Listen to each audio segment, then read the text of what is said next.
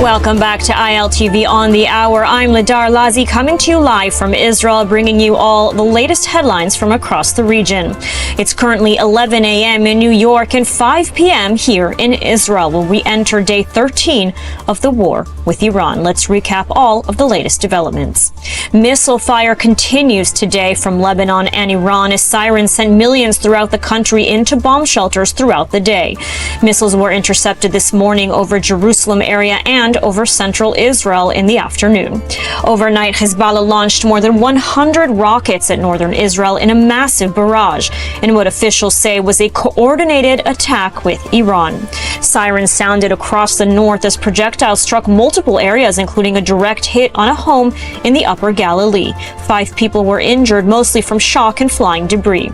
Emergency crews from Magen David Adom, United Hatzalah, and fire and rescue services were deployed across the region to treat the wounded, extinguish fires, and search for additional damage. The IDF says Hezbollah fired the rockets from southern Lebanon the same time Iranian projectiles triggered sirens in parts of central Israel and Judea and Samaria. Israeli officials say the military is now preparing for a possible expansion of attacks by both Hezbollah and Iran as tensions continue to escalate on multiple fronts. And joining us now with more on the latest on Israel's home front is ILTV's executive editor, Mayan Hoffman, joining us from Jerusalem. Mayan, thank you for joining us. Thanks for having me. So, continuing intense day here in Israel, in the north and throughout the center. You've been, in Jerusalem, in the center today. What can you tell us about what's been happening in the country? Sure. Well, I think we need to start up north. As we talked about overnight, there were more than 200, or in the last 24 hours, over 200 missiles and drones fired from Hezbollah onto northern Israel. That was in coordination, actually, overnight with Iran. That was our second major act taking place since the start of the war. There were several direct hits, no major injuries, only light injuries. In fact, the direct hit of the visuals that we saw before on a house in the Upper Galilee was the house of an elderly woman named Abe. They had 90 seconds to get to the shelter and still managed. But today we're starting to hear from the residents and the leaders in the north that this can't go on much longer. The mayor of Kiryat Shmona was appealing to the government in Jerusalem today, begging them to take some kind of action. I need to remind you, Lidar, that these people only returned to their homes about a year ago. These are the same homes that were evacuated for a year and a half while we fought, Hezbollah and in Gaza for the better part of 2.5 years. In March of last year, they started to return home. And here we are a year later with rockets again coming down from Hezbollah. So there's a lot of tension. Young children in bomb shelters for really the last 11 days, unable to really leave their homes because the bombs come so much quicker. When we have an Iranian alert, there's some time. There's a warning, and then there's the siren. When it comes to Hezbollah, there's very little time, and it's seriously impacting the people of northern Israel. Now, if you talk about the rest of the country, you asked about central Israel, Jerusalem. There wasn't some shrapnel that hit down earlier today in Jerusalem. Again, nobody was really injured. Most of the injuries we're seeing at this point are from people that are running to their bomb shelters. Just a reminder, to the viewers that are watching Israel, it's very important to walk slow and steady to the bomb shelter, even though you need to, of course, make it there before the rockets hit down. But at the same time, a lot of the injuries that we're seeing, the over 2,000 people who have been in the hospital, the majority of them have actually been because of accidents that have happened and not to the bomb shelters. Absolutely. So we're seeing really difficult conditions for people in the north. Mayan, we've also heard of reported terror attacks today throughout Israel. We had recently a stabbing incident in Ramat Gan in central Israel. That's still under investigation. It's unclear if that was something criminal or if that was a terror attack. And we're receiving reports right at this moment that there was another incident in the Tapuach Junction of a possible terrorist attack. I mean, we're hearing these stories coming in. What can you tell us about sort of the mood in the country, in Jerusalem right now, in light of all that's going on? Yeah, Lidar, it's such a good question. You know, people are really on edge. At the beginning with the war, we felt that this was going to be very short-lived. Israel took out Khamenei on that first day, and there was really this feeling of triumph. We're seeing now that the regime is much slower to fall, and that even though Israel's IDF has reported taking out the majority of the missile launchers and has also taken out the majority of the air defenses, we're still seeing that the war is going to be raging on. We're hearing, you know, for example, the kids are not going to go back to school in most of the country for at least another week. Parents are being asked to work, kids are at home, and there's a lot of tension because these, what we're calling reported terror attacks right now, as you said, they're still under investigation. There were several incidents, but on the other hand, we expected to see, you know, in the previous 2.5 years of war, we would see these lone wolf or these smaller attacks taking place in the Judea and Samaria, in areas of Jerusalem, etc. And there's a worry that as this war wages on, where rockets from Hezbollah, there's a potential for the Houthis, remember, from Yemen to join. We had another front with them during the last 2.5 years. They've been mysteriously quiet so far, and analysts are starting to question whether or not they too might join in. And of course, you know, here in the area, we have a number of terrorist organizations, unfortunately, sitting right on our borders, Judea, Samaria, and Gaza. Hamas as well has been quite quiet. We've had a few incidents in Gaza, really with them joining the war, but everyone's on edge and really starting to feel that this could heat up before it gets better. And Mayan, I just want to say, you know, right now we're seeing on the screen the visuals of this stabbing attack in Ramat Gan, really horrific, very violent scene there. The perpetrator ran off, but I think he's been apprehended by police. That's the latest we're hearing, and of course is under investigation. And we're also receiving at this hour more information about the event at the Tapuach Junction. We understand that there was an attempt at a car ramming incident there, and that there were 2 terrorists involved. They tried to do what I understand is a joint car ramming and shooting incident in the Shomron. Both of these terrorists were neutralized on the scene. So as you said, I mean, really, we're getting these rockets, we're getting these missiles, everyone's already on edge, and now we're seeing an increased uptick in attempts at terrorist attacks here on the ground in Israel. You know, in light of all this, Mayan, you mentioned the schools. Is Homefront Command considering changing any of the guidelines, restricting any of the guidelines in light of sort of these new developments? Well, what we understand is that they're going to be evaluating again on Saturday night. The Homefront Command regulations are in place until at least after Shabbat, and then they will let us know if they're going to get stricter, stay the same, or loosen. I think you can surmise from hearing, you know, the Education Ministry today saying that students in the north and in the center are going to be on Zoom for at least another week, that most of these regulations are going to stay in place.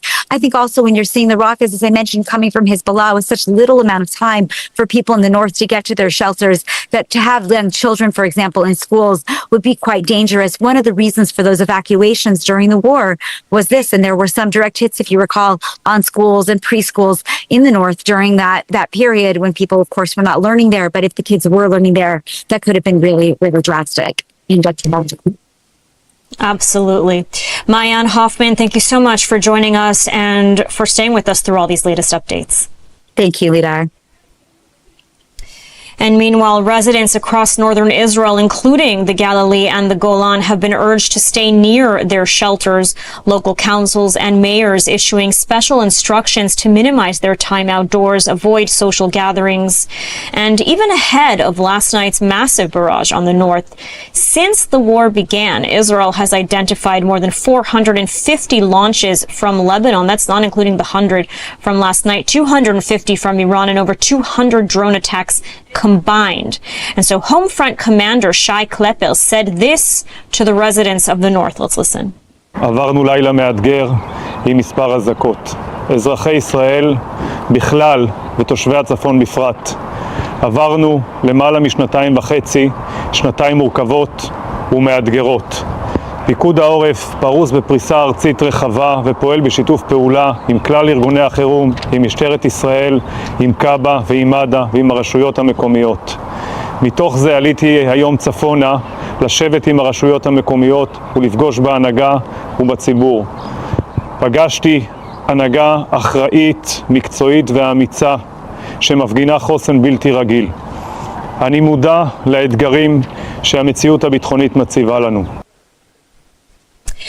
And now we turn to a special report from a foreign journalist from Los Angeles, California, Mark Franklin. He's in Israel's north reporting for i24NEWS. Let's take a look.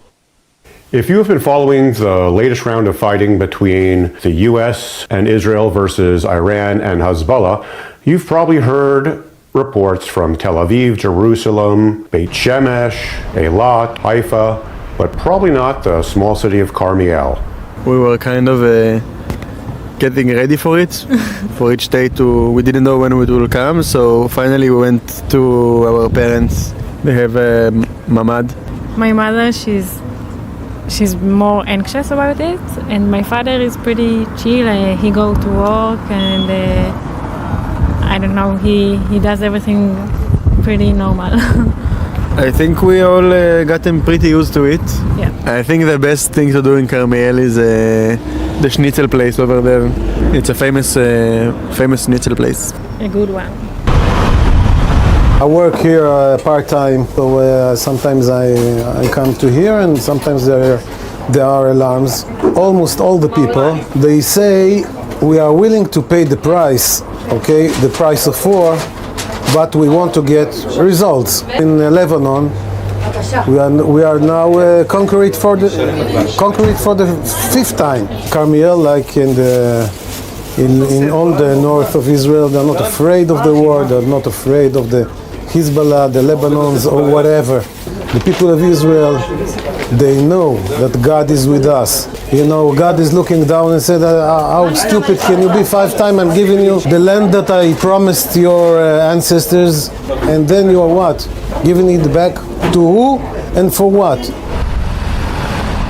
My name is David. I like living in Carmiel because here I have a nice house with property, I have trees, a garden. It's also not heavily congested. We've stayed all along.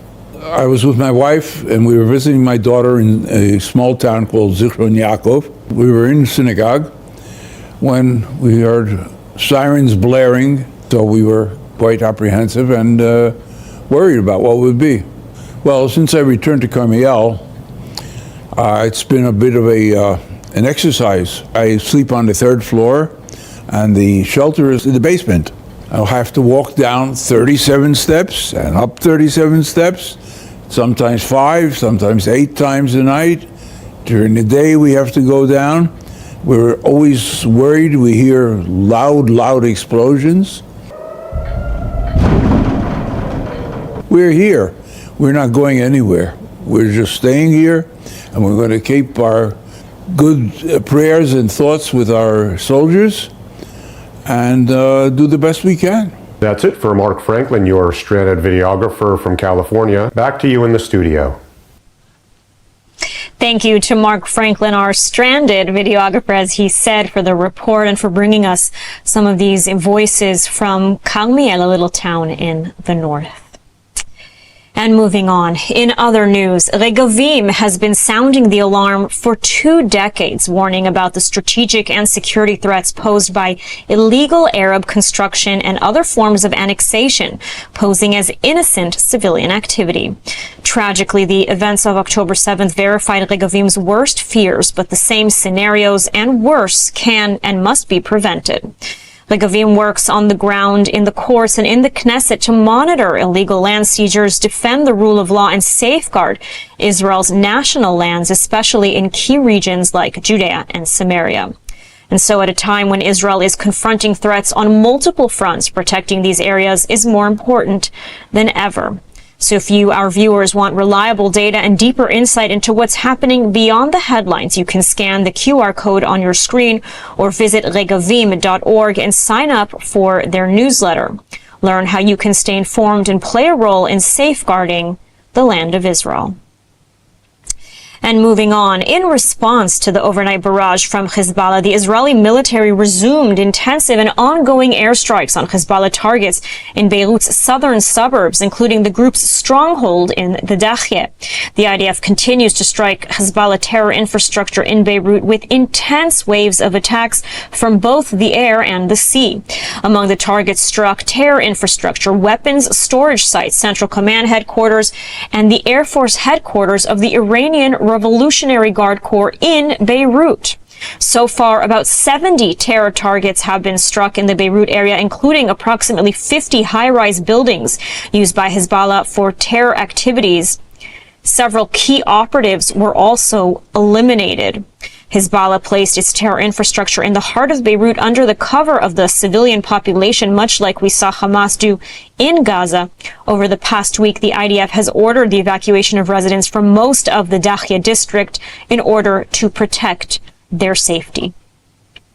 And joining us now with the latest in the escalation with Lebanon and the war with Iran are Ambassador Dani Ayalon, chairman of Silver Road Capital Group and the former Israeli ambassador to the United States, and Brigadier General Hanan Geffen, former commander of 8200 intelligence unit in the IDF. Thank you both for joining us today.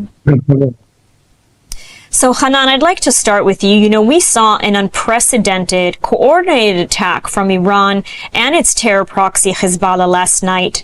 Is Israel heading for a full-out war with Hezbollah, a ground invasion of Lebanon?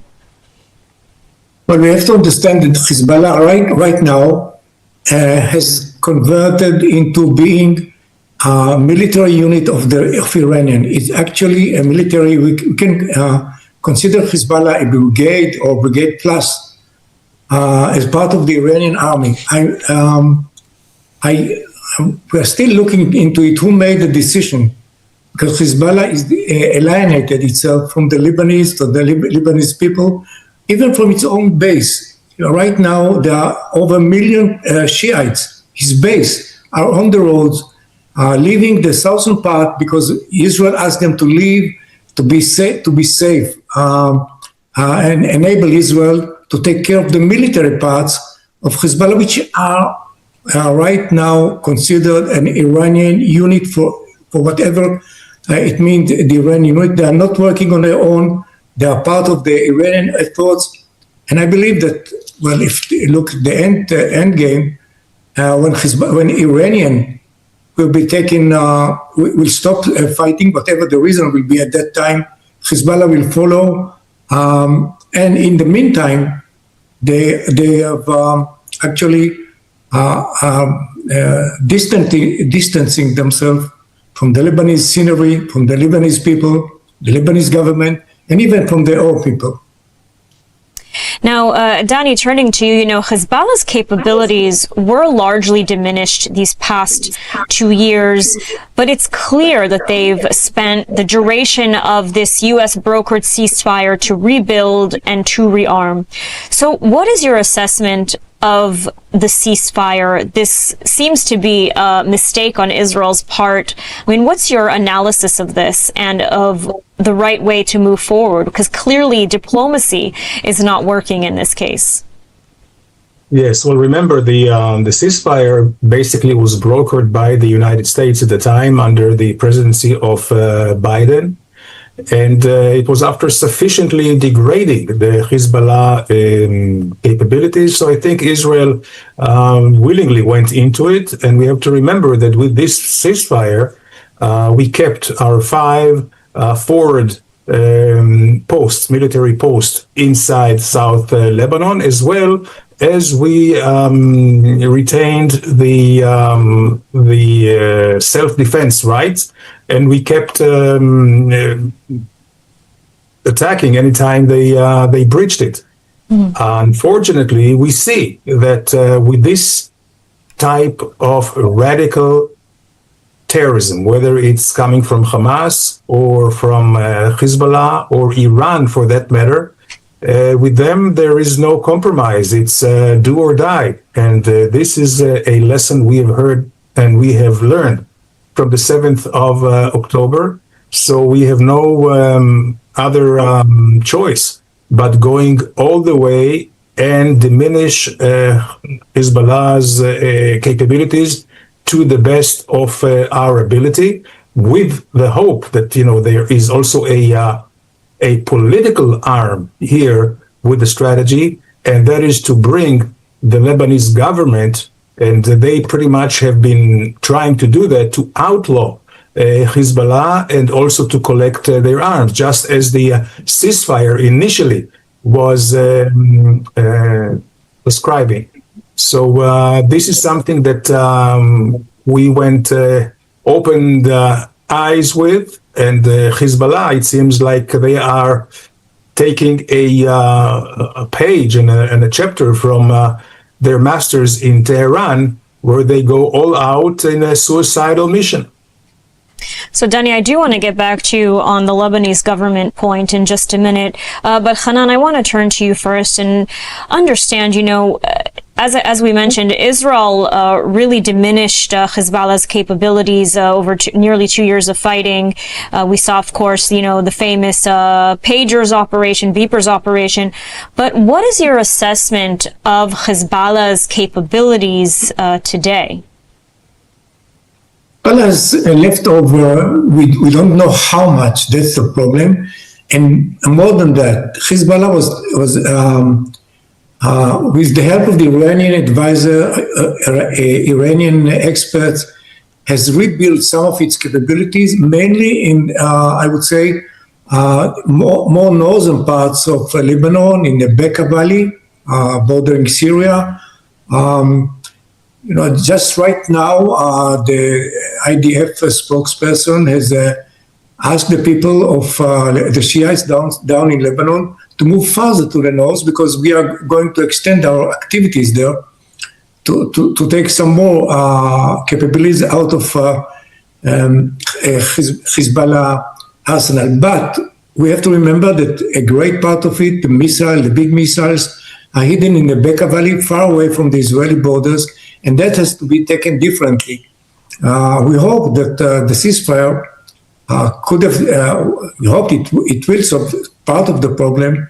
Right now, Israel has to plan to be more active in the Lebanese arena to take care of these activities. The Lebanese army, the Lebanese chief of staff, is actually under pressure, tremendous pressure to resign, because he did nothing. He submitted reports that he did clean this area, that area, and it turned out that nothing has been made. So we have to wait. And just to make one clear point, I wasn't asked about it. The home front of Israel is working exceptionally. 10 million people under constant alert, obeying all the orders received through this smartphone is our safeguard. We are all moving with this smartphone, getting a report, move to shelter, and 10 million people are moving to shelter. I'm mentioning it because one of the factors that Hezbollah and the Iranians were building on is the strength of the Israeli home front. They believe that the Israelis under the pressure will succumb. And that's why they are targeting that 100 missiles a night, hoping that things will change in Israel. This is their, I would say, last resort. And the picture we have, the videos you have just saw from Carmiel, the strength of the people, it's all over Israel.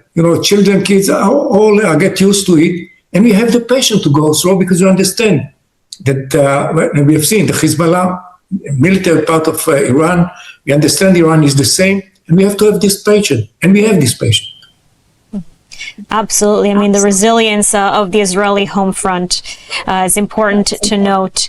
And Danny, turning back to you regarding the situation inside of Lebanon, the Lebanese government, as you mentioned, they issued really an unprecedented rebuke of the terror group of Hezbollah's terror group. And yet we see that the Lebanese army is unwilling or perhaps unable to really address the arms that Hezbollah maintains and its illegal activity inside of Lebanon. So where does this stand now in terms of the political or diplomatic front?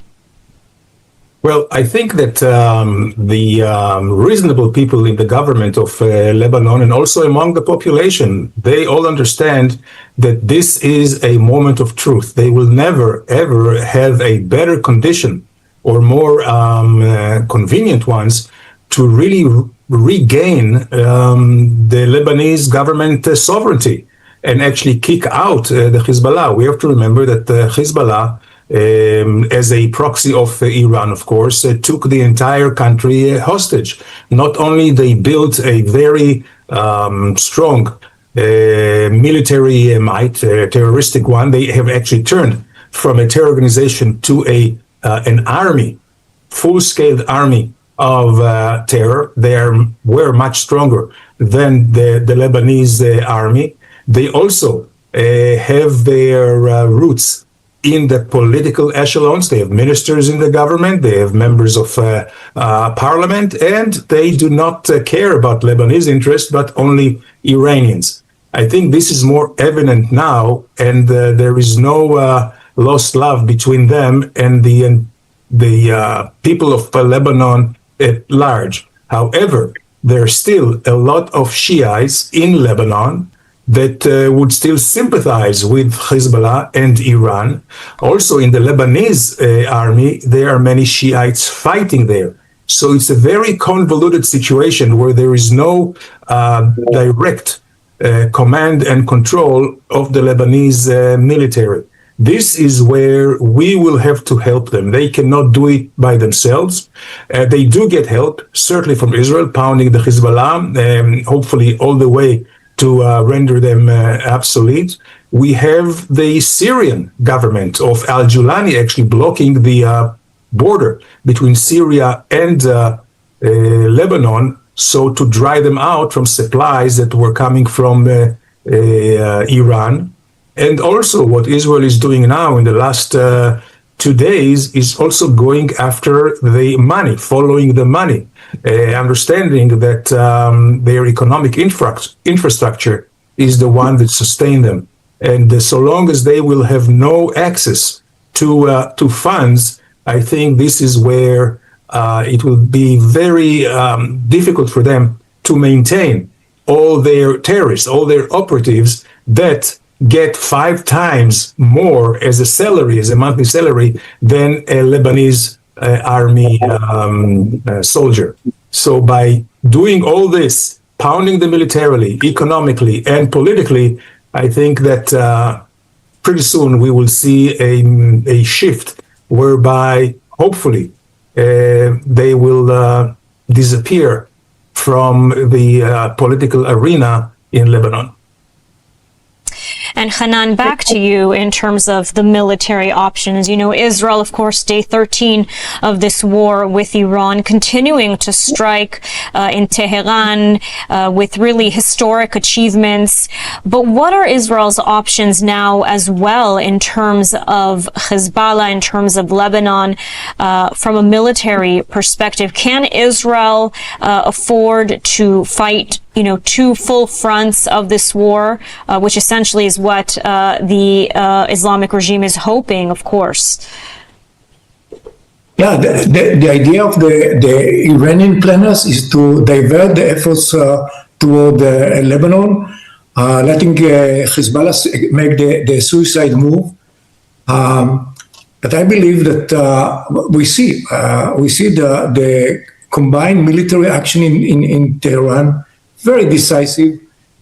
Tasks are being divided between the American, the Central Command of America and Israel in a very perfect way. And but right now we see Israel is more taking care of the besieged, the Iranian internal police, to make sure that they will not target the civilians in the case that there will be some more demonstration. While the Americans, we see them working on the Hormuz area, on the economic parts of this campaign, making sure that this block in Hormuz, the economic factor of it, will not will be minimized or stopped at all.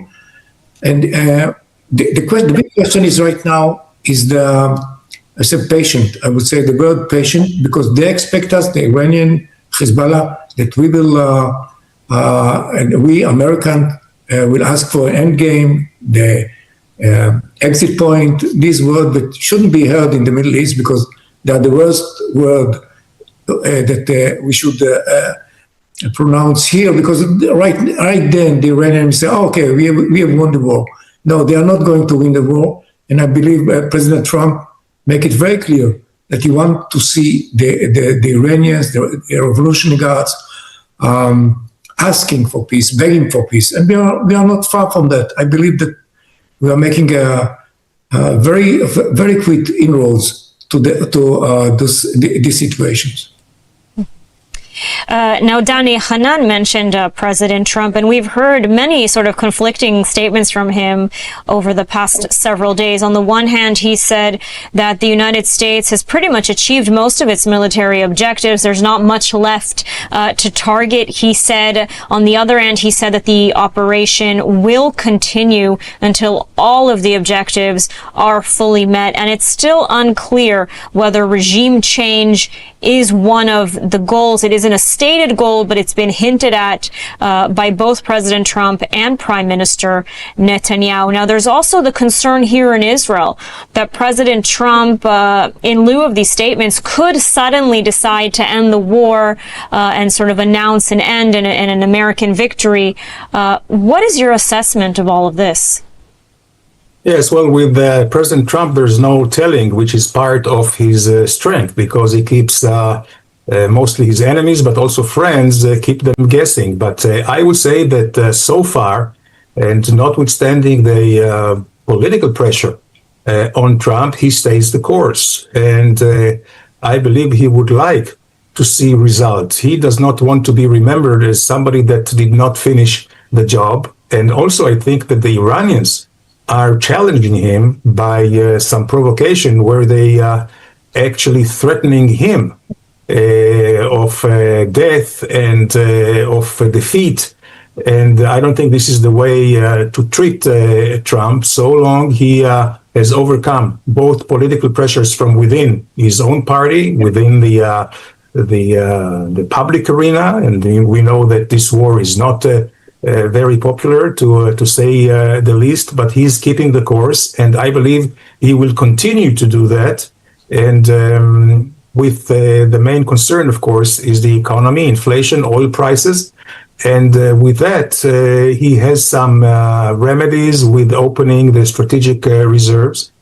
And probably there will be a strong alliance and cooperation, because here we see, for the first time in many years, we see actually the EU, or most of the countries in the EU, and certainly the strong ones there, France and Germany, and also Britain, behind the Americans. So I think together it's an added, I would say, value that he has for more wherewithal and stamina against the Iranians. The Iranians, we see, they are in a suicidal mode against all their neighbors and against the most powerful militaries in the world.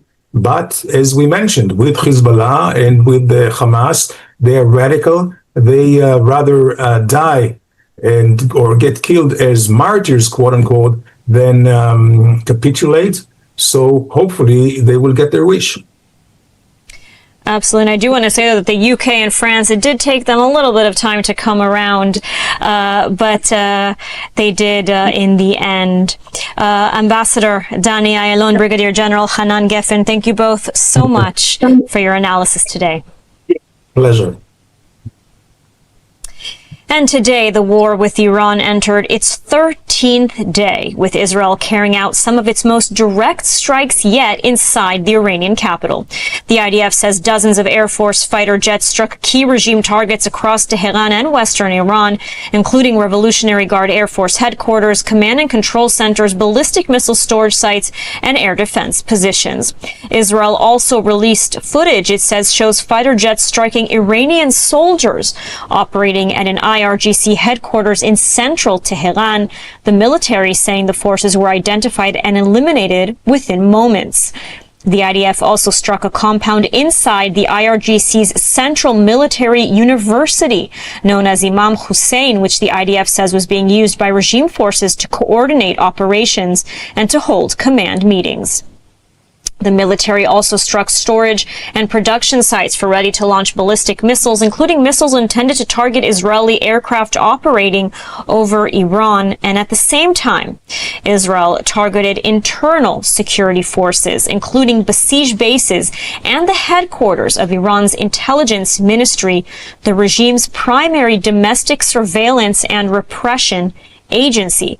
Iran's semi-official media reports several besieged and security personnel were killed at checkpoints in northern and southern Tehran. Now, the IDF says these strikes are part of a new phase of the campaign aimed at, quote, deepening the blow to the core systems of the Iranian regime.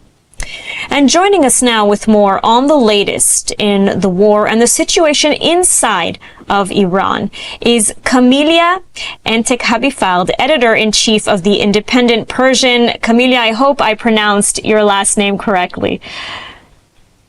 Yes, you did indeed. Thank you. Thank you for joining us. So we're on the 13th day.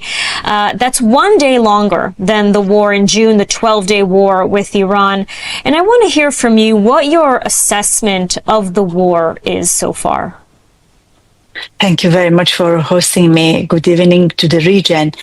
I was hearing to the other guests, they were describing the frontier, and they were describing that Americans would still continue this combat regardless if President Trump achieves the goals he is announcing on and off on his statement with the media. I believe that Americans, they reach a stage which they were thinking due to their allies in the regions complain and their unhappiness and their feel like abandoned by the Americans, not in opposite way. We are hearing why they haven't been joined this combat in opposite way, because they invested a lot in the US and they were hosting American bases in their countries for over than decades. President Trump is under pressure to stop the war. I am seeing some signs of President Trump maybe getting prepared daily basis to stop the war, since he hasn't been speaking at all about regime change, at least in the past week ago. So you just mentioned is the 13th day of the wars. Before President Trump speaking about regime change, and some of the signals indicated, he says there are people inside Iran, they can run better than the outsiders. Indirect messages like the opposition outside Iran are not fit to be backed up by president. Such things, if this is his main goal and aim, and at what he said frequently, the military target has been destroyed, and he announced a victory due to the prices of the oil and all difficulties. The regional countries, American companies, and everyone were suffering. He may even ask the Israelis that to pull out and stop the war, but I shouldn't say that easy will happen. There would be lots of conditions Tehran has to be accept. We are hearing the Turkish and the Pakistanis were mediating between Iran and the US. If Iran wants to also accept this ceasefire, as they were keep saying they would not, the new set and conditions definitely limiting Iran's capabilities and also holding them back from even financing the militia in the region. And everyone knows there is no defense system left for Iran in order in the future, if they want to attack the neighbors or Israel, can be saved itself. It's a little complicated, but let me just say a word, but I guess we are reaching the final stage of this war. And so you say that we might be approaching the final stages of this war. And so I do want to ask you, what is the situation inside of Iran today? I mean, what are you hearing from your contacts? Just today, we saw a video of Iran's new supreme leader, the son of the deceased Ayatollah Khamenei. He has not been seen in public since he gave a speech today with just a picture, and we heard a statement read by a woman, a broadcaster. So, what is happening inside of Iran? Do you think that the United States, as you said, President Trump saying that, the United States has essentially nearly declared victory, do you think that's the case? I mean, what's happening on the ground in Iran? The message of the new supreme leader is not as important as the act of the Revolutionary Guards, which is holding the power in Iran. It doesn't matter if he's alive, this person is dead, the statement comes from himself or the Revolutionary Guards. Look what the illusion has been created around of this new leadership, and how minimum and limited his power affects on Iran decision-making, the politicians. This is a great example, as what I told you. If this person never appear on TV, Iranian doesn't care. If he appear, they won't care. And the same way, the Revolutionary Guard doesn't care, because from years ago, we never knew the politics play in Iran by the Revolutionary Guards. And it's an interesting question today if we said, maybe Ayatollah Khamenei was also I don't want to say obey, maybe affected or were listening to the Revolutionary Guards rather than to say Revolutionary Guards were obeying to the supreme leader. Revolutionary Guard is very powerful in Iran, and we know that they have many branches in many cities and small villages. There are many associated people working with them. Roughly, we could say around 15 to 20 million supporters they have in Iran. And combating that ideology is very difficult.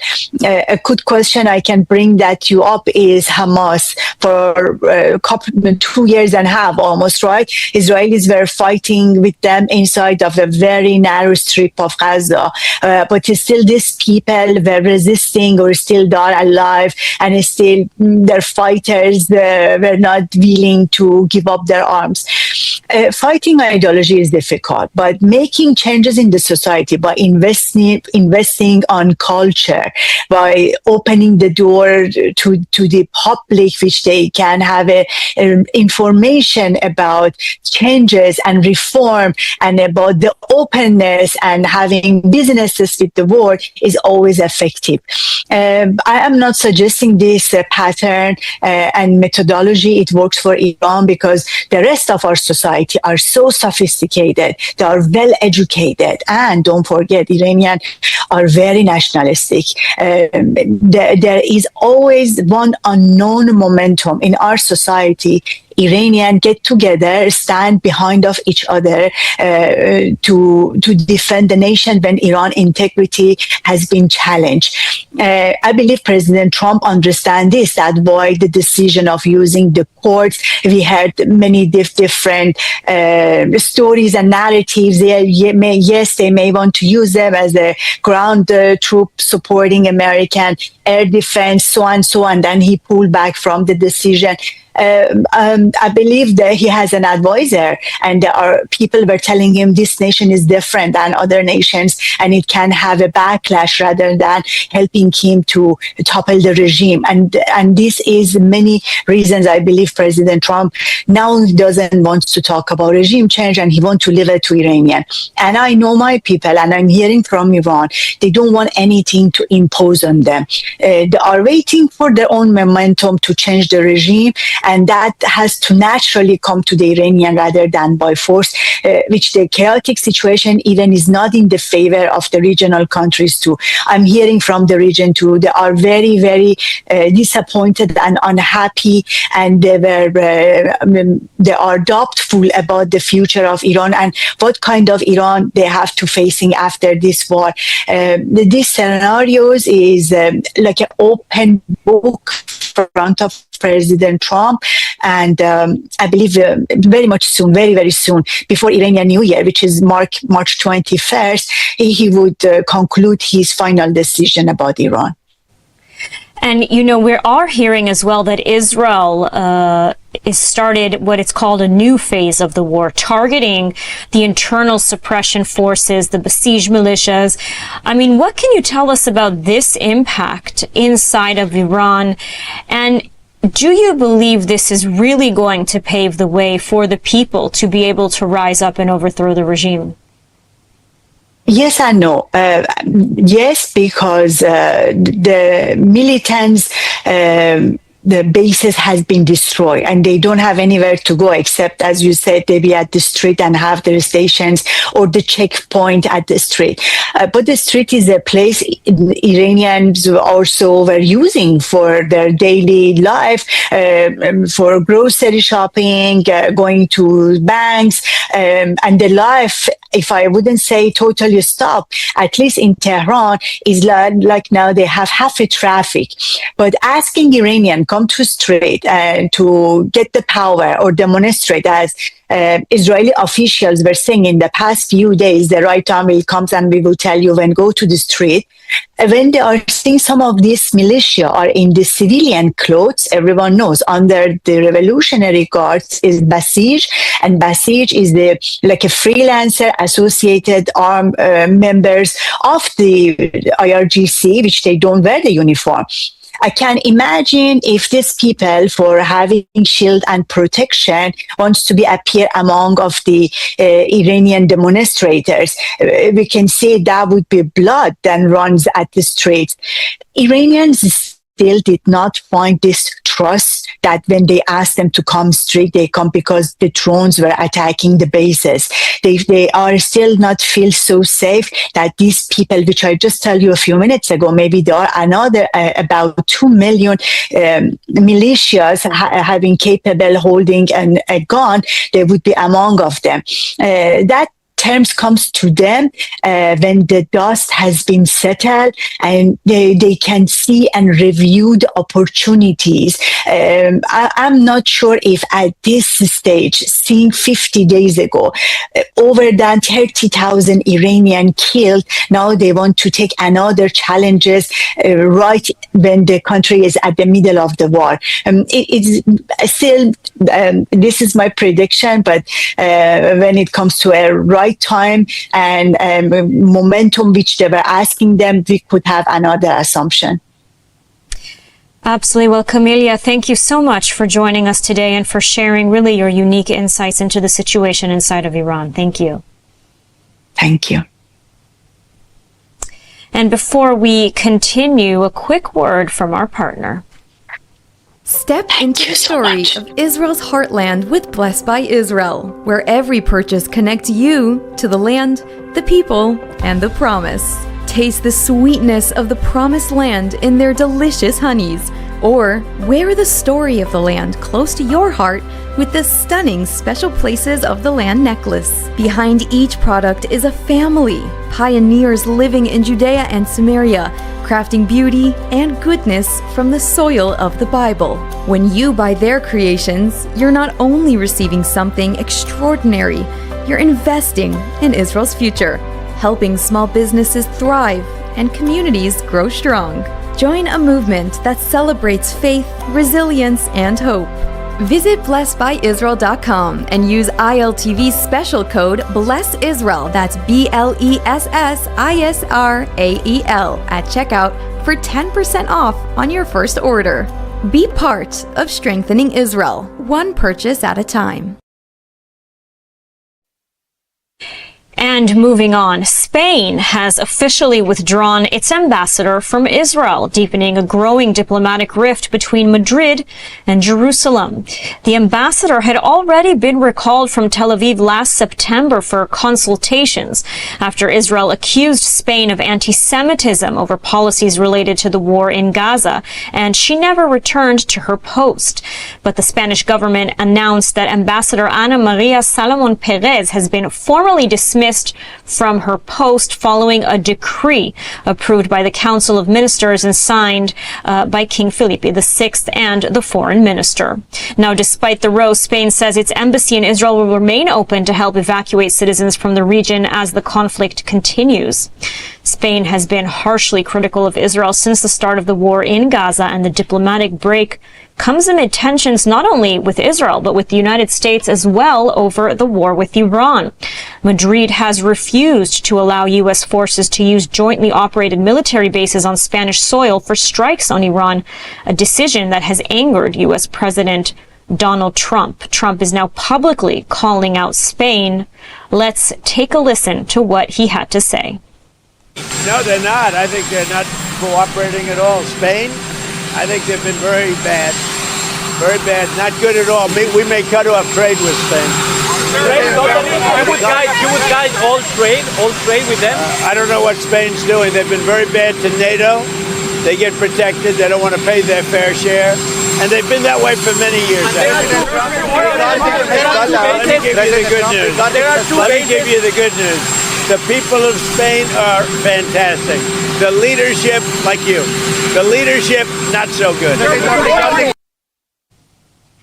And of course, Spain is still maintaining close and full diplomatic relations with the Islamic regime in Iran. Not surprising in the least, I think, from Pedro Sanchez's government. Joining us now with more on this break in ties with Spain is Angel Mas, president of ACOM. Angel, thank you so much for joining us. Thank you for having me. So really an unbelievable move from Spain, although I would say not surprising. What can you tell us is behind this decision? Well, first of all, I think President Trump was very insightful. The Spanish people are not hostile to Israel, much less to the United States. The government is. We have a very radical government, and it's a government that is at the end of the runway. Personal corruption problems are putting a lot of pressure on the prime minister. A prime minister that has always been driven by a mix of radicalism and adventurism. So this is just another bluff. I mean, as you say, the ambassador has been home for the last 6 months. Why announcing this today? Well, it's another way of making a fuss, clickbaiting over active gestures, decoys, tricks, a way to basically confuse the public opinion and to keep on presenting himself as the champion, the international champion of, hostility against the United States and Israel.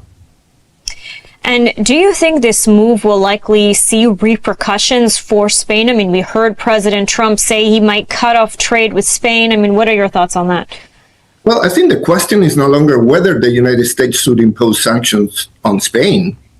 The question is why it took so long. And I'm telling you very sadly, as a Spaniard, Spanish government has spent years and years straining alliances, disrupting defense cooperation, shielding authoritarian regimes. So what a lot of us have been asking was precisely that. Now, sanctions, as President Trump says, the Spanish population is a victim of this very unpopular government, very radical government. So the sanctions should be focused on the companies that facilitate those behaviors, the leaders that cooperate with the prime minister. And I do want to ask, because we've also seen really rising levels of anti-Semitism in Spain, especially since October 7th. And I know that ACOM, that you have been working on issues such as this long before that as well. Can you share with us sort of what the situation is like for the Jewish community in Spain today? Well, I want to insist, the Spanish population is not anti-Semitic. If you are publicly identifiable as a Jew in the streets, typically we would not have a problem at all. The recent wave of anti-Semitism is inspired tops down. It comes from the government. It comes from the political circles of power. It comes from media that is subsidized by the government.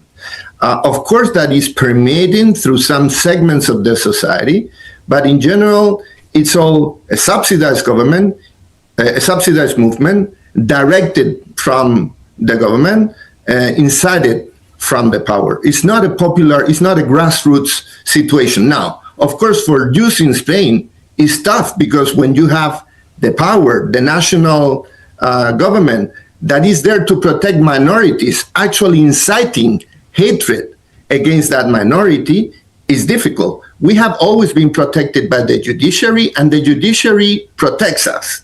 We have always been protected by the police from extremists and terrorists, and the police protects us. But today, the people in charge of the police are openly, actively hostile, not just against Israel, but against everybody that supports publicly Israel, not just Jews, but Spanish non-Jewish citizens that take this stand. And this, by definition, is a very complicated way of life. And so I do want to ask, Pedro Sanchez, his government, what does it gain from maintaining close ties to the Islamic Republic? I mean, is it out of fear? Is it due to a policy of appeasement?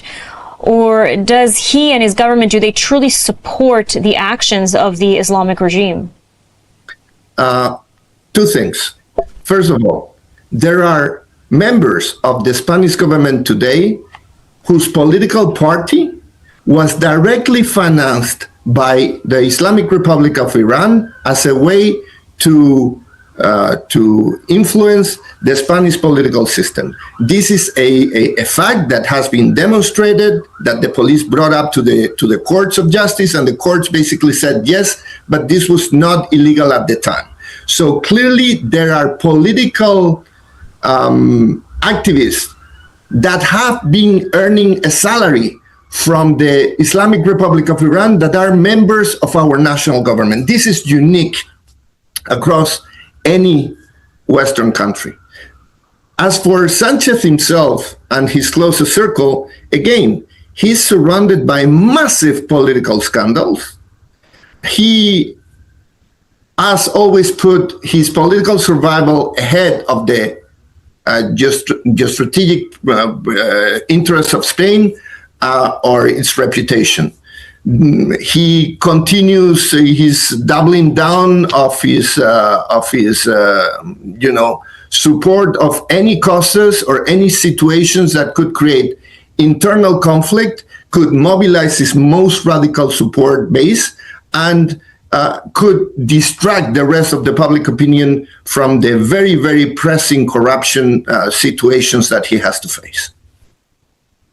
I see. And, you mentioned that he's at the end of the rope, end of the line. I mean, what's next for Spain? Are there elections coming up? I mean, what can you share with those who may not be in tune to the political climate inside of Spain? Well, the first thing to tell everybody is that Pedro Sanchez never won an election. He lost the elections, but created a Frankenstein coalition of, very hard right nationalists in the Basque Country and in Catalonia with, pro-Iranian hard left parties. So the opposition actually represents the majority of the Spaniards. But he doesn't want to call elections because he knows that he's a very unpopular leader and he would lose those elections.